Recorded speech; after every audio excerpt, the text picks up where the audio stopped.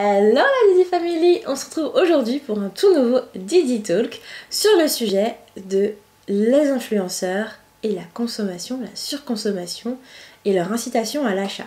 C'est un thème qui me touche tout particulièrement parce que j'ai reçu... Ah, j'ai dit chose sur les dents, vous m'avez rien dit.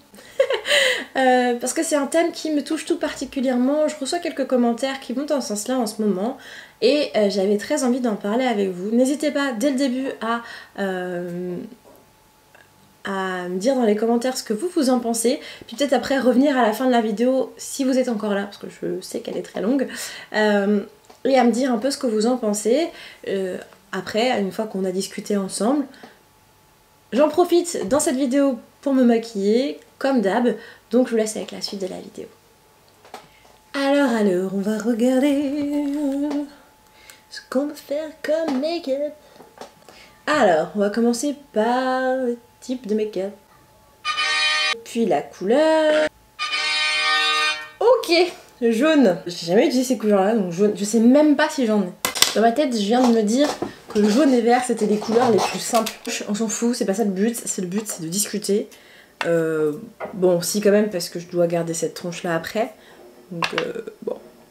Je me demande où est parti mon bon sens. Parce que si pour moi, le plus simple, ça devient du jaune et du vert. Alors, je vous montre mon petit cahier là, où j'ai noté toutes mes... idées de choses dont j'aimerais parler aujourd'hui. Donc, en fait, l'idée m'est venue de ce thème, en fait... Enfin, on va dire que c'est le fruit de plusieurs remarques et de commentaires que j'ai pu recevoir. Mais pas seulement, c'est aussi ce qui m'a fait le déclic pour tourner la vidéo. C'est la vidéo d'Enjoy Phoenix en fait qui m'a donné ce petit déclic, cette envie de faire cette vidéo sur la surconsommation, le fait de trop consommer, etc. C'est vrai que en fait c'est des choses qui reviennent de plus en plus en ce moment parce qu'on fait tous de plus en plus attention à son environnement, sa manière de consommer, etc. Donc c'est vrai que je comprends un peu les questionnements que je peux recevoir. Je peux comprendre que pour certains, les youtubeuses beauté, je pense que c'est en particulier ça en vrai. Je vous rapproche. Je pense que les youtubeuses beauté sont un petit peu pointées du doigt en ce moment. Pas que, hein, mais je pense qu'un peu plus, parce que c'est vrai que on est celles que je me mets dedans, on est celles qui montreront le plus de produits.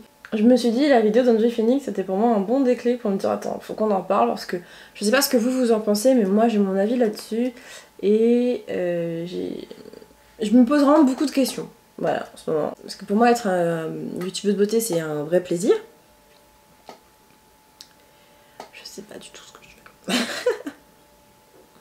Ce que je dis, si je sais, mais ce que je fais, non. J'ai l'impression, à mon niveau, d'avoir une utilité... d'avoir une certaine utilité. Enfin, je suis convaincue de l'utilité de ce que je fais. Sinon, je le ferais pas. Mais j'ai l'impression que de plus en plus, tout ça c'est un peu remis en question. Dans le sens où on dit beaucoup que les influenceuses, c'est pour ça qu'on appelle des influenceurs, mais les youtubeuses, etc., on incite vraiment à beaucoup consommer, ou à consommer en tout cas à outrance. J'ai pas l'impression que ce soit mon cas. Après, dites-le moi en commentaire si vous pensez que c'est l'inverse, mais j'ai pas trop l'impression que ce soit mon cas. Du coup, la vidéo d'Enjoy Phoenix, elle vient en disant, je vous la mets dans le petit là si vous avez envie d'aller la voir, et surtout d'aller voir à partir de la 13e minute, c'est là où elle justifie un peu plus sa vidéo et le contexte de sa vidéo.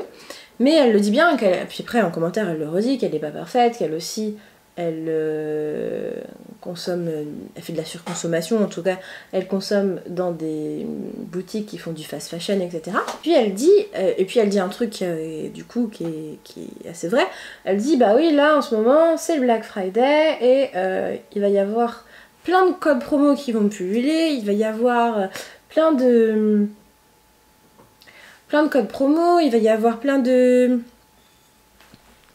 bons plans qui vont sortir, des partenariats, des hauls achats Black Friday et tout. Ça je le comprends, hein. Ça ce qu'elle dit c'est vrai, hein. Et donc elle fait un haul anti-Black Friday, ce que je peux tout à fait comprendre et je comprends sa posture, sa position. Moi j'ai reçu un commentaire sous une vidéo de la chaîne des box où du coup je unboxing des box beauté que je reçois. Je vais du coup là citer un commentaire qui va un petit peu aller dans le sens de ce que Joaquin Phoenix dit et qui m'est destiné.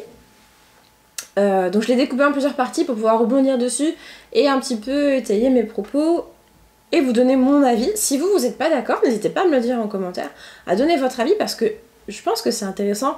Quand on fait quelque chose, parfois on a un peu le nez dedans et on se rend pas compte de ce qu'on fait et de ce qu'on... On se rend pas forcément compte de tout l'impact de ce qu'on fait. Peut-être que vous allez m'aider à cheminer aussi.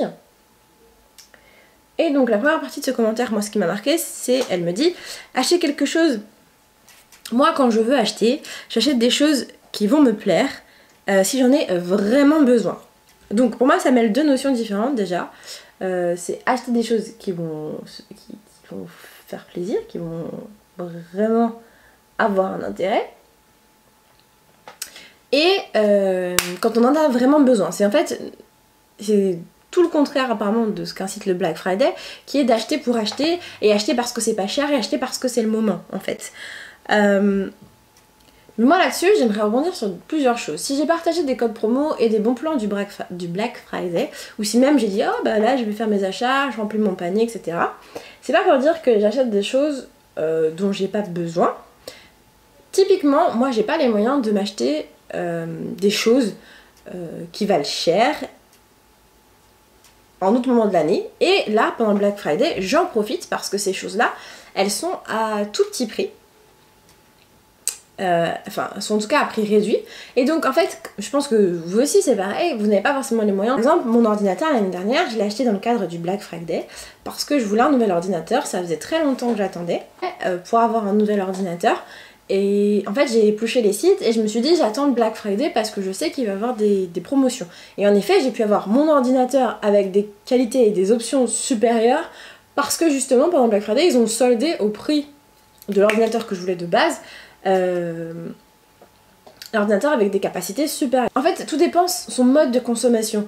Moi, le Black Friday, pour moi, c'est pas du tout un moment où je vais venir et acheter de manière outrancière. Vous voyez, je vais pas acheter pour acheter des choses dont j'ai pas besoin. Bien au contraire, je vais venir acheter des produits que je peux pas me permettre d'avoir en dehors de cette période-là. Bien sûr, je vais aussi profiter pour acheter peut-être un peu plus en masse certains produits. Je pense par exemple à des produits qui d'habitude sont, on va dire, il va y avoir 2 produits pour le prix d'un, bah, je vais prendre tout de suite les 2 produits et n'en prendre qu'un seul.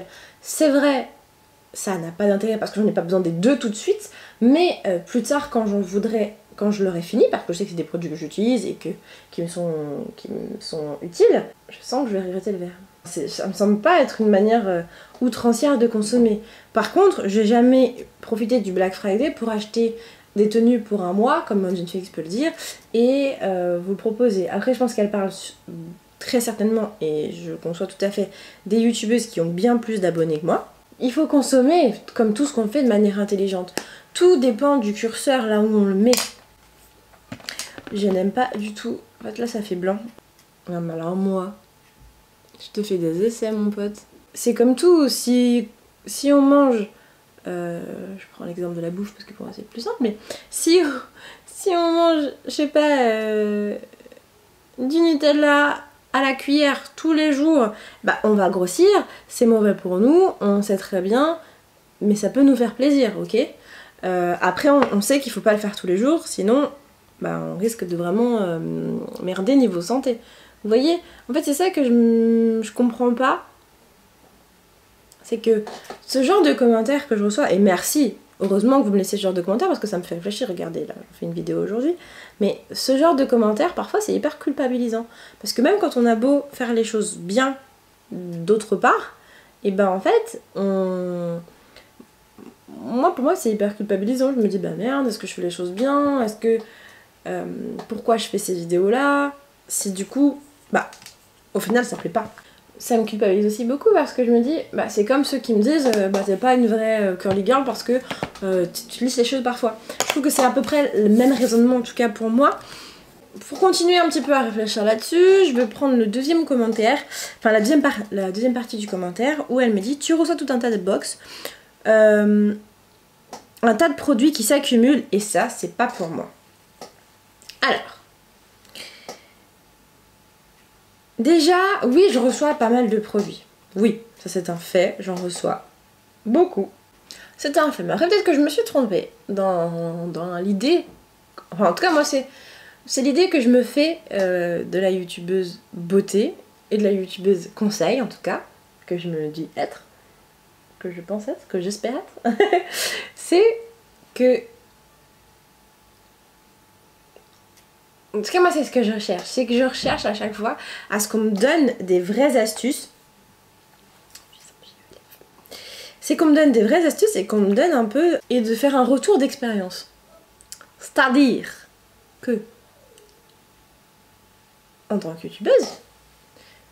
Oh, c'est très olive. C'est pour ça que je le mettais plus en fait. En tant que youtubeuse, moi je m'engage à tester des choses de manière très honnête. Avant de m'engager à quoi que ce soit, c'est je teste des produits pour moi parce que je vis une expérience, d'accord? Cette expérience qu'on appelle la vie. Je me suis mis dans les cheveux, oh là, et c'était tout propre. Je teste des produits pour moi, pour mon plaisir, parce que j'ai envie de découvrir des choses. Je vis dans une société où la femme noire est mise en avant, où l'on développe pour elle des produits de plus en plus intéressants, et pour la femme tout court, en fait, femme noire, pour la femme tout court. Donc je me dis, moi je vais les tester, et puis je m'engage auprès de vous à vous en faire un retour le plus franc pour que vous puissiez savoir comment, pour savoir si le produit il vaut le coup ou pas. Après bien sûr il y a des dérives, il y a celles qui ne jouent pas le jeu, mais nous n'en parlerons pas dans cette vidéo. Donc oui, je reçois des produits, mais il faut vous dire aussi que si j'en recevais 0, ce qui m'est arrivé au début, bah du coup c'est très dur de faire du contenu. Parce que tous les mois ne sont pas équitables en dépenses, et je pourrais pas continuer à faire ce qui me plaît tant parce que bah, les produits, certains coûtent cher, et puis pour pouvoir avoir autant de contenu aussi divers et aussi variés, faut aussi en recevoir. C'est un peu un... Je fais encore un énorme maquillage. Je sais pas pourquoi, en ce moment j'ai très envie de faire des gros maquillages. Donc ça n'excuse pas tout, hein. Mais pour moi, en tout cas pour ma part, si je ne recevais pas autant de produits, bah pour pouvoir vous dire si quelque chose est bien ou pas, il faut le tester, il faut l'essayer, il faut l'utiliser sur plusieurs jours, sur plusieurs semaines même parfois. Et bah parfois certains voient la vidéo qui dure 5 minutes, mais en vrai ça a été des jours et des jours de tournage et des jours et des jours. Parfois ça me prend énormément de temps. J'ai l'air cadavérique en contour cam, je sais pas pourquoi, alors que pourtant en vrai c'est pas le cas. Donc nous dire oui mais tu nous présentes des box ou tu nous présentes tel ou tel produit et puis il y a des produits à gogo. En fait le monde va tellement vite aujourd'hui que si je veux vous présenter des produits innovants, bien sûr il faut que j'en reçoive un peu. Après je fais aussi mes choix, j'en achète aussi un peu, beaucoup moins maintenant parce que clairement quand on en reçoit autant, je trouve que c'est un petit peu c'est un peu plus compliqué en tout cas de justifier le fait qu'on en achète. Après en recevoir c'est son boulot, ça veut pas dire que c'est ce qu'on a envie d'avoir, pas non plus ce qu'on a envie d'avoir, donc je peux comprendre très bien qu'on en achète du coup, mais après on n'est pas obligé d'en acheter pour avoir une salle. Ouh là là, je me suis trompée de couleur. Oh là là, il va falloir que j'estompe. Ça n'explique pas le fait d'avoir une salle remplie de vêtements. Après, des gens qui avaient des dressings remplis, ça a toujours existé. Plus je regarde, plus j'aime bien ce make-up vert. Après, je sais pas. Je pense que c'est dans ma tête aussi. Et donc, recevoir des produits, ça nous permet d'avoir du contenu, d'avoir plus de contenu, et en tout cas, d'avoir du contenu qui reste diversifié et qui reste intéressant. Si je reste sans produit, sans rien, je sais qu'il y a des mois où il n'y aura pas de vidéo, ou pas de vidéo en tout cas, sur un certain sujet parce que j'ai pas les moyens d'acheter ou parce que tout simplement j'ai d'autres priorités. Après, quand je dis ça, on choisit aussi ce qu'on veut recevoir, clairement. Moi, ça m'est déjà arrivé, même à mon petit niveau, parce que tout confondu, j'ai pas plus que 15 000 abonnés, mais à mon petit niveau, c'est déjà arrivé de refuser des produits. Dans le sens où ça correspond pas à ce que je veux vous véhiculer, parce que ce n'est pas des choses que j'ai envie de vous présenter, mais je comprends aussi que certaines tombe un peu dans l'excès parce que on peut nous proposer des sommes qui sont très attrayantes. Je mets au défi plus d'un d'entre vous sur cette chaîne de refuser sans sourciller un chèque de 1500 € pour pouvoir promouvoir un produit 3 minutes dans une vidéo. Franchement, moi je l'ai fait déjà, mais après c'est aussi notre relation, c'est de se dire est-ce qu'on a ensemble une relation de confiance ou pas. Voilà, c'est ça aussi, c'est après j'ai dit oui à ce chèque là, est-ce que j'arrive à regarder ma communauté dans les yeux? Mais bon, c'est pas le même, je déborde un peu. Après, je sais quand Joy Phoenix l'a fait, de dire, et Auria aussi, me semble-t-il, de dire aux marques de plus autant envoyer sans qu'elles aient dit oui. Mais justement, moi, le fait de recevoir autant a fait que du coup, bah, je consomme moins. Enfin, ça me semble logique en fait. Je reçois beaucoup, du coup, je consomme moins. Parce que je choisis aussi ce que je reçois. Et en fait, c'est des choses que soit moi-même j'aurais. Oula, je me suis laissée enflammer. C'est des choses que moi-même j'aurais acheté. Attendez, je me concentre parce que je suis en train de faire de la merde là. C'est des choses que moi-même j'aurais acheté et que du coup je n'achète pas parce que je le reçois, tout simplement. Parce que c'est une chose que je fais qui est une vraie passion, un passe-temps et même un second métier comme j'adore l'appeler. Et bien parfois aussi je repousse mes envies d'achat. Et puis je sais que quelqu'un d'autre peut-être parlera du produit aussi que je voulais acheter et il me dissuadera de l'acheter parce que finalement le produit n'était pas si bien, ce qui m'est déjà arrivé. Donc je suis plutôt contente. C'est dur quand son métier, c'est sa passion, c'est son plaisir, je pense que c'est aussi dur parce que pour certaines, bah, c'est aussi l'envie de découvrir toujours plus que je peux comprendre et je ne jette pas du tout la pierre aux filles qui font ça. Celles qui s'enrichissent sur le dos de leurs abonnés, c'est différent, mais celles pour qui c'est un vrai plaisir de découvrir des produits et qui adorent ça et qui du coup n'ont pas envie d'arrêter, je peux comprendre aussi. Mais moi d'ailleurs j'ai pas beaucoup de produits qui s'accumulent parce que dans le sens où quand j'en reçois un peu trop d'un coup, j'arrête d'accepter d'en recevoir, même si parfois ça me coûte. Parce que c'est des produits que j'aurais eu envie de tester, mais j'ai qu'un seul visage, hein, donc bon. On a beau vouloir, faut pouvoir après. Donc je pense que si à mon niveau on peut se permettre de dire non à certaines marques, et ben du coup je pense qu'il y a plus, on peut aussi. Après c'est vrai que c'est un peu plus compliqué parce qu'on a une plus grande notoriété et je pense qu'on reçoit des sommes bien plus importantes que ce que moi j'ai pu recevoir. Après je pense que ça dépend aussi de la qualité de la relation qu'on a avec vous. Hein. Voilà, regardez. Mieux là. Voilà, c'est plus discret. Oui, donc du coup ça permet d'avoir du contenu, d'avoir du recul sur les produits et de pouvoir vous les proposer. Et aussi de pouvoir aussi vous gérer votre consommation parce que si un produit que vous vouliez absolument, vous vous rendez compte qu'en fait il n'est pas terrible, je pense que c'est aussi une manière de moduler, de modifier sa consommation. Et du coup ça va avec, et c'est ce qu'on peut parfois reprocher, c'est que du coup on reçoit beaucoup de produits, on a aussi beaucoup de codes promo, et ça va un peu avec le Black Friday, c'est que du coup on vous les partage.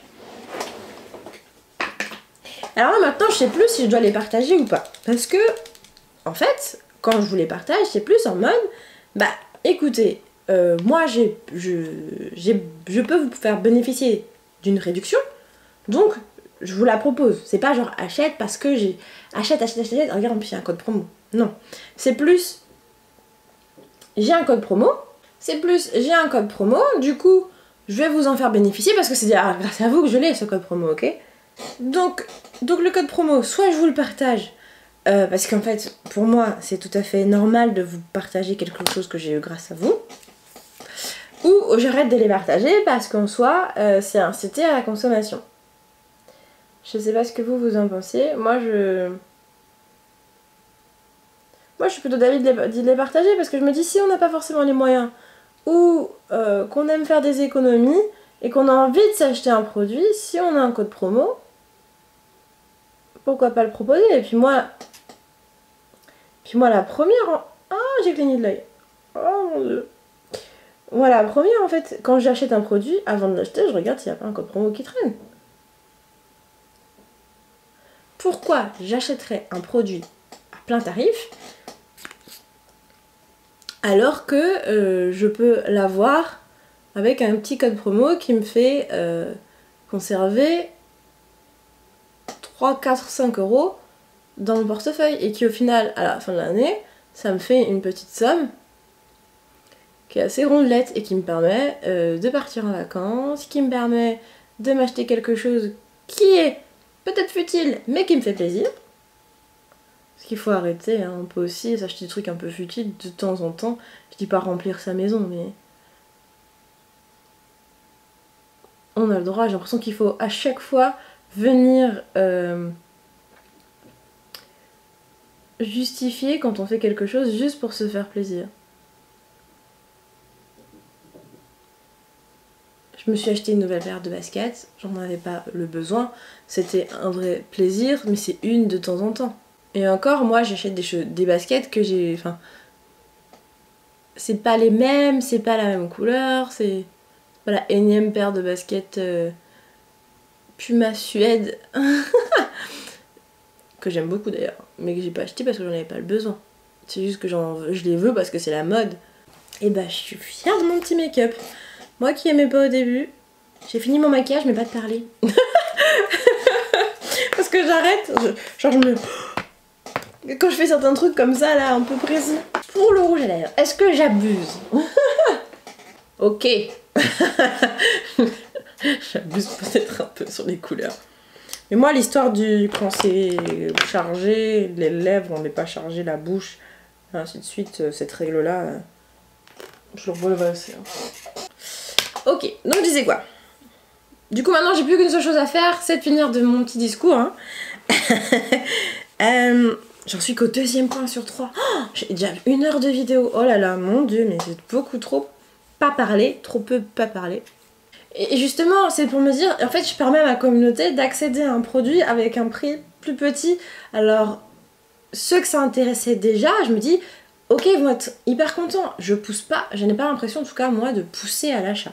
Tout ça pour dire que oui, je reçois beaucoup, mais je pense que ça... J'espère en tout cas que ça évite à certains d'acheter des trucs qui ne servent à rien. Et j'espère aussi, en recevant ces produits, moi je les utilise toujours plus complètement. C'est pour ça que là j'ai décidé de faire une petite boîte à empty pour vous dire ah ça j'ai utilisé et finalement voici ce que j'en pense. Je pense que c'est pour faire un vrai retour. Je suis beaucoup plus lente en termes de consommation. Je pense que certaines. Et je vais surtout pas aller en boutique pour racheter, sauf quand j'en ai besoin. Là j'ai terminé mon crayon, le Spike de chez MAC. Je vais le racheter parce que je l'adore, que c'est le seul produit qui me fait des sourcils comme ça.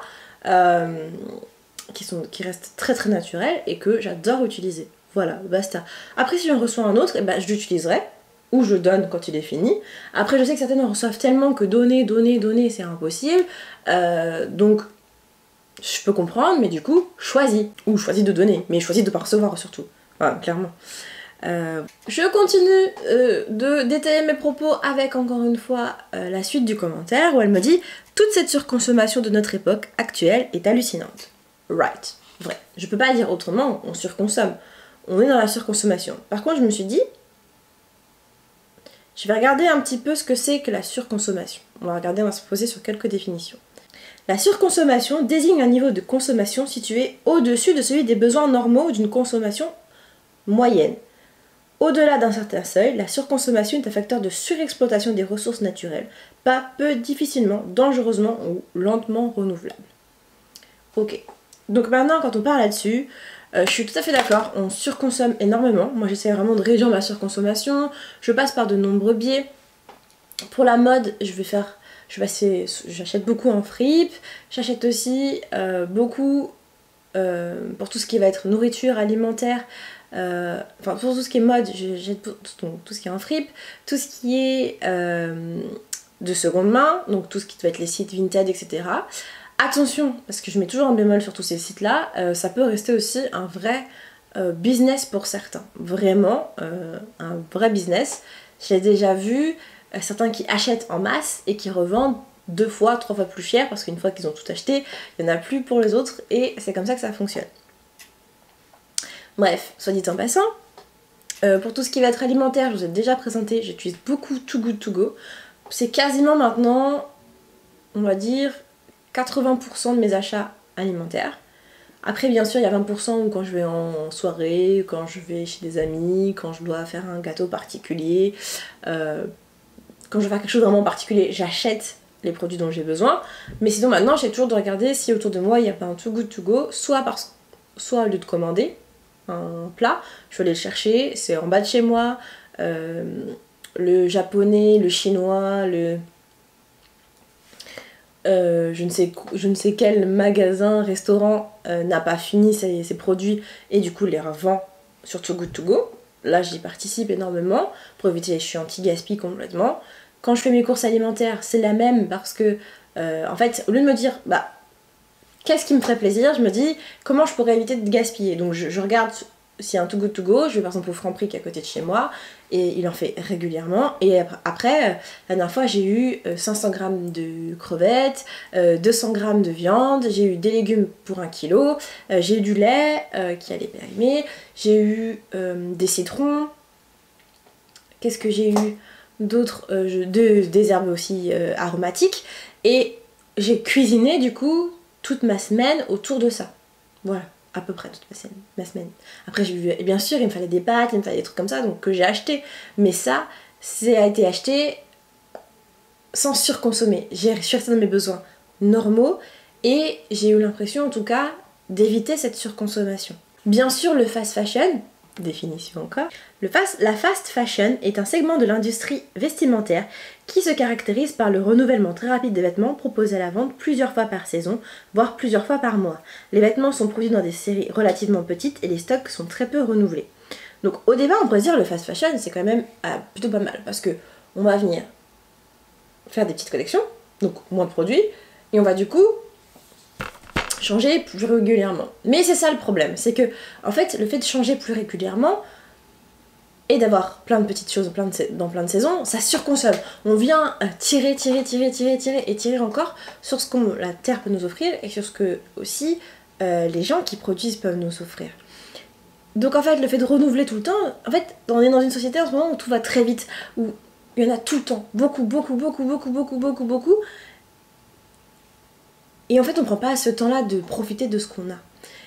Et je pense que moi j'ai envie de dire en tout cas j'espère ne pas l'être. Et j'essaye de toujours proposer des choses que j'ai utilisées, dont j'avais besoin et des choses qui ne vont pas faire surpousser, enfin vont avoir un impact négatif sur la Terre. Tout ça dans une industrie la plus... en fait j'essaie de me caler dans une terre où j'essaie d'être la plus éco-responsable. Autre définition. Pour être éco-responsable, limiter sa consommation d'énergie et en fourniture est un premier pas. Il est maintenant important de limiter les déchets liés à l'activité des salariés et des entreprises pour un impact moindre sur l'environnement, le tri et le recyclage sont les maîtres mots de l'activité. Donc de cette définition d'être éco-responsable, moi je m'y retrouve totalement. J'essaie de limiter ma consommation en énergie. J'utilise de moins en moins ma voiture. J'essaye aussi d'allumer les lumières uniquement quand j'en ai besoin, sauf là en hiver parce que vous voyez, pour tourner je suis obligée d'avoir les lumières allumées, ce qui consomme énormément. J'essaie de ne pas utiliser de chauffage externe, je préfère plutôt rajouter une couche de pull plutôt que d'allumer un chauffage. Et la consommation en fourniture, je vous expliquais tout à l'heure avec Too Good To Go. Et